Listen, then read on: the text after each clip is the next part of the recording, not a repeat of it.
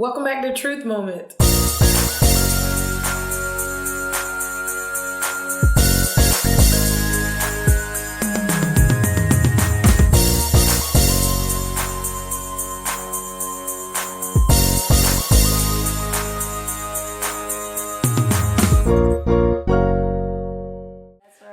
Okay, so what you went through, extremely traumatic, even though you had a lot of positives, it sounds like that came from it.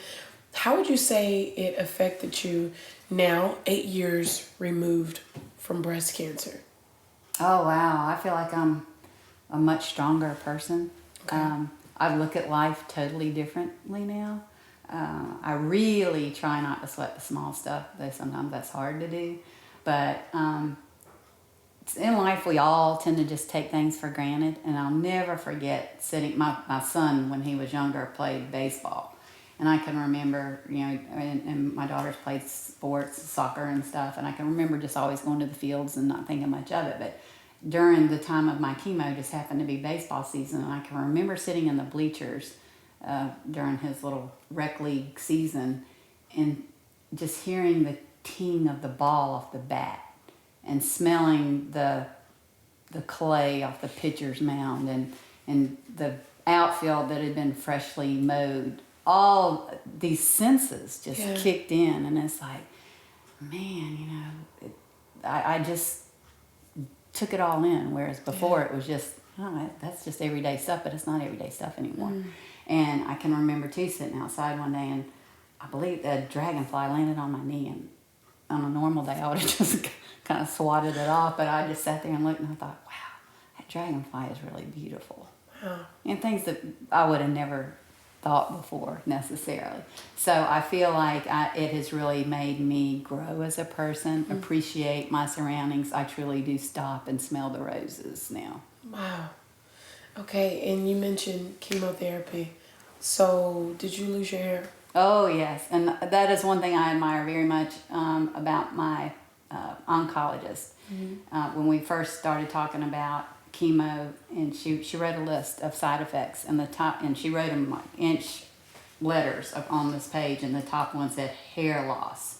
Because I've had patients tell me, well, my doctor said I'll have some hair thinning. I'm like, girl, that hair ain't gonna thin, it's gonna come out. And so she was very upfront and forward with me, which I appreciate very much.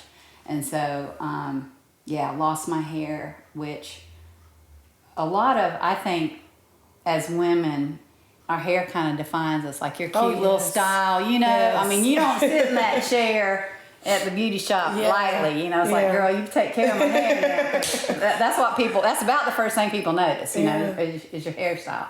And so to look in the mirror and see this bald head was just very traumatic. It was more traumatic to me to see myself with a bald head than no breast. Wow. I mean, honestly, because that part I could cover. But the hair, the head, I did learn to cover. But it was just shocking to me every time I would see myself in the mirror. It's like, who is that? Very, very strange.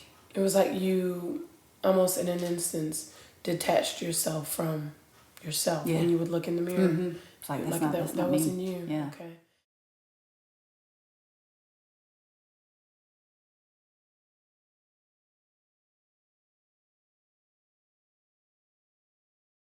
So, Wendy, you told me a story about you losing your hair. If you don't mind, could you please share that story with my Truth Moment audience? Sure, Tia, I'd like to. Losing my hair was a very traumatic experience, and it began one afternoon. The children and I were on our way to visit my sister for Thanksgiving, and Kurt was going to meet us there later in the week, and because he had to work nights. And so anyway, the children and I were on our way to out of town, and I stopped to put gas in my car, and it was a very windy November day. I'll never forget it. And this was about, I think, day 13 or so after my first chemo treatment. And while I was standing outside putting gas in my car, the right side of my, or the left side of my head was being blown by the wind as the other side was closer against the car. And I thought, and I could see all this hair flying by, and I thought, oh my goodness, I'm going to get in the car and have half a head of hair. And so I remember getting in the car after I put gas in the car and looking in the rearview mirror to make sure I didn't look crazy because the children were in the back seat. And so when I got to my sister's house, my original plan was for my hairdresser to come after my second chemo treatment because I'd heard different varying stories on when people lose their hair. So I had prearranged for my hairdresser to come to my house and shave my head for me. And so I talked to my sister and I said, look, I don't think this is going to be able to wait. My plan was to sit at Thanksgiving dinner with hair, but this was a Tuesday, and so we decided that I didn't want to be traumatized by seeing clumps of hair fall out and how traumatic that would be for my kids. So Jeanette, my sister, said that she would shave my hair for me, and she did it in such a manner that I'll never forget. First of all, she talked to her hairdresser and asked her how she should do it. And she said, "Well, start from the front and work your way back." And so we're talking. She pulled a chair into her bedroom from her kitchen table, and we sat in the back of the house, and it was just very quiet. And we're kind of cutting up and laughing, trying to keep it as light as we possibly can. And she's shaving my hair, and so the whole time it's falling backwards. So I don't ever see my hair falling in front of me. And I didn't even realize it at the time, but she had a little plastic grocery bag and a broom. And so as she would shave my head, she would stop for a minute and sweep. And we were just talking the whole time, so I wasn't really paying any attention. And so when she had finished, I got up and we hugged, cried a little bit. And then I realized, I looked down at the floor and there was not one hair on the floor. And I said, "Gosh, Jeanette, how did you think to do that?" She said, I truly don't even know. Wow. She said, "I just knew that I didn't want you seeing a pile of hair on the floor." And so that was just, I'll never forget that. That is one of the things that will always stick out in my mind, is how much thought she put into taking care of me. Making sure you were okay. Right. Yeah. Yes. Wow. So did you decide to wear wigs? Well, my sweet sisters, as soon as we found out we needed chemo, they said, "All right, let's go wig shopping." And Jeanette is the medical person. She'll go to any medical appointment with you in the world. Judy, not so much. She would faint if she walked in. So she said, "Listen, let me buy you a wig. Let me do that. Jeanette can take care of the other stuff with you." And so we went to this wig place. I don't even remember where it was. And I put a wig on it. I thought, get me out of this store. I've never had a panic attack or whatever, but something happened that day. Mm-hmm. I couldn't get that wig off fast enough. And I had to get out of there. I said, "This is not me. It's just not me. I can't do this." And so we nixed the wig idea, and we talked. We sat. We went to a restaurant, and we sat and talked. And they said, "Well, you can do scarves, or you could do hats, or whatever." And Judy chimes in again, "I'll buy you whatever you need to go on your head. I'll take care of you that way." And so we went and bought a couple of hats, and so I. For the most part, every now and then I wear a little scarf and learn how to tie some cool little knots on it and stuff, but I'm trying to be fashionable. But for the most part, I do wear hats. And fortunately, it was in the winter, so it had appropriate time. At what point did your hair start growing back? April. I remember because my birthday's in May, and I thought, oh man, if I can just shed these hats by May, I'll be a happy camper. But it ended up being about mid-April. I mean, it was very short. I didn't care. As soon as I had enough that covered my head, I took away the hats. Okay. So what did it take for your self-esteem to increase, as far as you look at yourself, you had hair, because you told me you used to get it dyed and everything, and your hair meant a lot to you. Right. And so at what point did your self-esteem shift and you said, "Wendy, you're not your hair"? That's a tough question. I would have to say that through the whole process and doing a lot of soul searching, you aren't defined by your hair. No. You're not defined by your breasts. You're defined by the person you are inside. All that external stuff really isn't that important. Very well said. Very well said. And when Kurt was here, he was saying that the children played a huge part in helping him even something as small as picking up the living room or picking up their room, Right. still helping him. So how would you say, with Emily being the baby, how old is she now? She's 17. She's 17 now. Yes. So when you got diagnosed, she was 9. Correct. So how do you think that Emily was affected by her mother being diagnosed with breast cancer?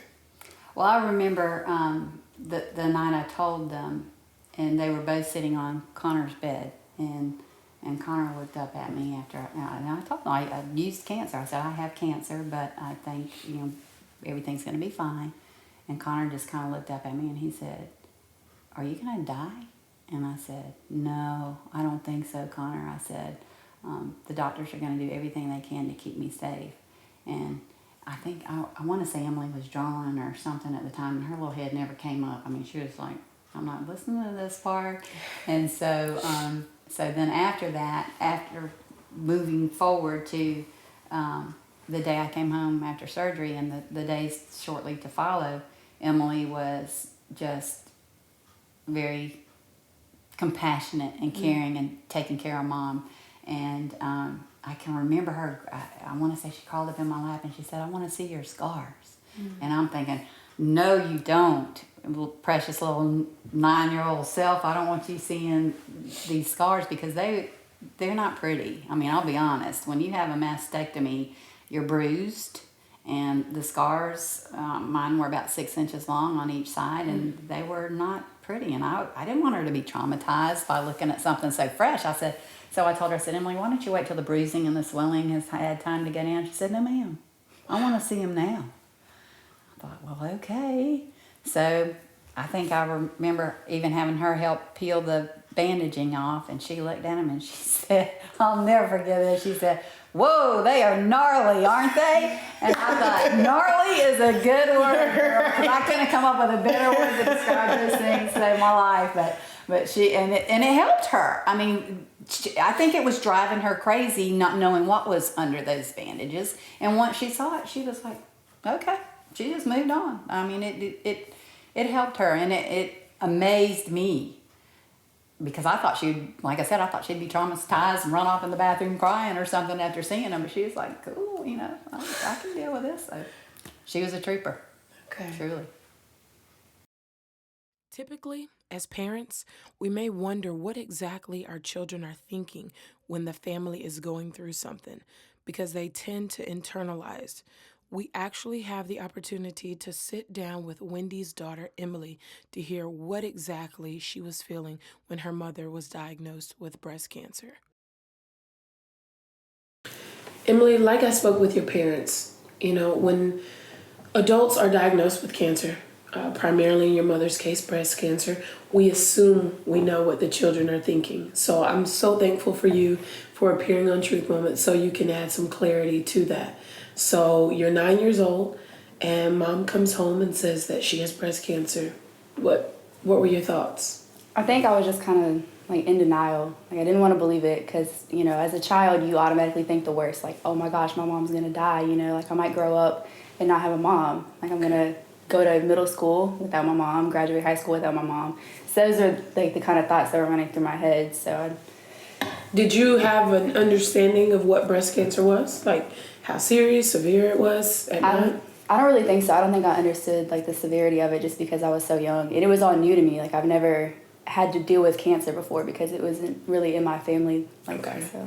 So take me back to 9-year-old Emily, if you will. Like, where were you as far as, am I going to be more clingy to Mom now because I'm worried about losing her? Or am I distant because I don't want to get too close because what if I lose her? What were your thoughts? I was just kind of like, I wanted to be there for her. So I was there to comfort her, like she was saying, I wanted to see her scars because I wanted to understand like what what it looks like and like what she was going through. So I helped my dad like clean her little drains or whatever. Mm-hmm. So that kind of helped me cope with it in a way because just being able to see everything and kind of get a hands-on feel for it, it was pretty cool. Okay, so this hat. Please tell me about this hat, what it meant to you, what it means to you when you see it now. Tell me more about this hat. It was just like whenever I saw the hat, it was always on my mom. Like she never took it off. She always wore it. She always had the pin on it. That pin meant everything to her breast cancer ribbon pin, because like she was saying earlier, it was just kind of like an icon. Like, yes, I have breast cancer, and no, I'm not ashamed of it. Like, ask me about it. Come to me. Like, I'm proud of it. Like, this is me. This is who I am. Wow. So please tell me, Mom, made me aware about just now recently finding out that you used to cry daily. So how is it that Mom didn't know? I didn't want to worry her. So, like, I just wanted to be strong for her, because I knew she was going through enough as it is. And I just didn't want her to feel like, oh my gosh, like I have to be there for my daughter. I have to help support her, when it was really like I wanted to be there to support her, Wow. Like she's going through all this, and I just didn't want her to feel like she needed to look after me when this is what she's going through. It's not about me, it's about her. At 9. Truth moment. Can you believe that? At 9. We already knew that Wendy and Kurt were great, but I mean, raised great kids. At 9 years old, she could be so selfless and saying, it's not about me, it's about Mom. So what did you do because here you are, 9 years old, you're helping out Dad, you're helping clean Mom's bandages. What did you do with the feelings that you had, Emily? I kind of just kept them internalized. Like, I didn't really talk about it. I had my brother, he was like my best friend, so I would talk to him about it sometimes. And I had a real good friend, Caitlin. Like, we're still good friends now. But she helped me a lot with it. And then her mom was actually diagnosed, like, I think 2 years after my mom. So I could kind of, like, return the favor and be there for her. So I vented to her. She was like my walking journal. I know exactly how that is, because LaToya, my producer, and my little sister, when she lost her grandmother, and I was there for her, but when I lost my aunt, she returned the favor. She paid it forward and was there for me. Mm-hmm. So now that you're 17 years old, what is your thought process as far as, you internalize so much? So do you have years of things built up? Like, what did you do with all of those feelings and emotions that you kept in? I just kind of, like, I don't really know how to answer that, because I just kept them to myself and then just kind of helped myself get through it. So because I didn't want to bother her. Like, I felt like if I come to her with my problems, it's just going to stress her out and just, like, burden her. And I didn't want to do that, because, like I said before, it wasn't about me at the time. So I don't think it has any, like, effects on me now, because, like, I've kind of learned from it. I've learned to open up and talk about things, whereas when I was younger, I didn't really know how to do that. Okay. And so, since this is your opportunity, your platform, what would you like for children of breast cancer survivors, or maybe children who have lost their parents to breast cancer, what would you like to say to them? Just don't keep it to yourself. Just find somebody to talk to, like a teacher that you trust or something, or a good friend. Just open up about it, because it's not good to keep things internalized. Very good. Very good. I could not have said that better myself, because I'm a huge advocate for getting things off your chest. Because when you keep things suppressed inside, it can come out in the form of anger, mm-hmm. or in what sounds like in your case, when you would cry a lot. So now you're saying that you wish that you wouldn't have kept everything. How did keeping everything affect you? It just kind of made me sad, I guess, because, I mean, I would just cry when I was in my room instead of just being happy. So you put on like a mask? I put on a front for everybody, just to make them think, Emily's okay. Like, she's dealing with it, when inside I was freaking out. How does it make you feel now, knowing what your mom went through? And she's my hero. She really is. Like, she's the strongest person I've ever met in my life, and I look up to her every day. What's your relationship like with her now? That's my heart. Like, I love her to death. You're crying. That's okay. Yeah, she's my hero. So Emily, how has your mom having breast cancer benefited your family? It helped us all grow closer, and it really taught us to just not take things for granted, because so many people take the fact that they have two parents for granted because they don't think they're going to go anywhere. But when you're faced with something like finding out your parent has breast cancer, it's like you could really lose them. So it just taught us all to appreciate each other a lot better. What's something before, even though you were 9, that you probably would have taken for granted that now at 17 you don't take for granted? Just life, because when you're a child, you don't think that you could die at any moment, but you really can. Like, you're faced with things every day. Just driving to school, it's like, scary. Like, am I gonna make it there? So it's really taught me to just take every day as it is and just not take anything for granted. Okay. So you will be leaving for school Yes, here ma'am. soon. What, reservations, if any, do you have as far as having to leave behind your hero? I know it's gonna be crazy because I'm gonna be all the way in West Virginia, but I mean, we'll manage and we'll FaceTime. I'll call her all the time. I'm sure all the Come home and time. visit. Yes. Well, again, I want to thank you for coming and giving your perspective because, like I said before, it's easy for your parents to say how they think that you feel, and just parents in general, but to actually have you on and express with us and share with us how much your mother means to you and how much you were able to step up. So with that being said, do you think that mom having breast cancer made you grow up? Definitely. Even at 9 years old, I realized like that I needed to just kind of be there for her. So it's not something that most 9-year-olds feel like they need to do, like be there for their mom and support their mom. But I knew, like seeing her sick, like I had to step up. I had to help her around the house. I just had to be there. So you became like mother hen. In a way, I guess you could say that. That's great. Very good. Again, thank you so very much. I appreciate you for just shining light for any teenagers or children of women going through breast cancer to see how it impacts their children. So thank you again for that, Emily. Thanks for having me.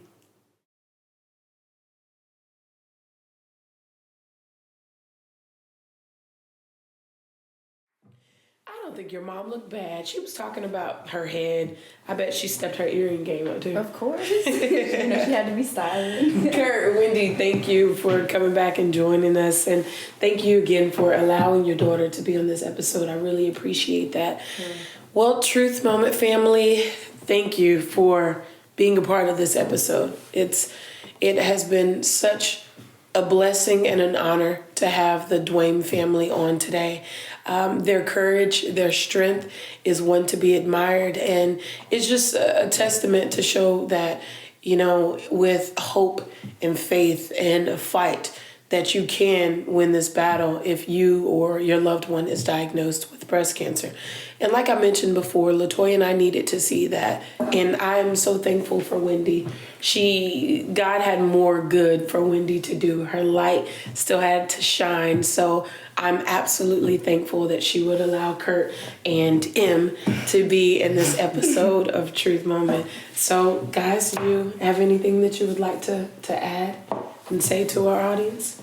I would just like to encourage women who are faced with breast cancer to, like Emily said, reach out, find someone. Don't go through this alone. It's not something that should be fought alone. You need encouragement from friends. You need the comfort of others, and take care of yourselves. Be sure and have your mammograms done, and just live life to the fullest and don't take anything for granted.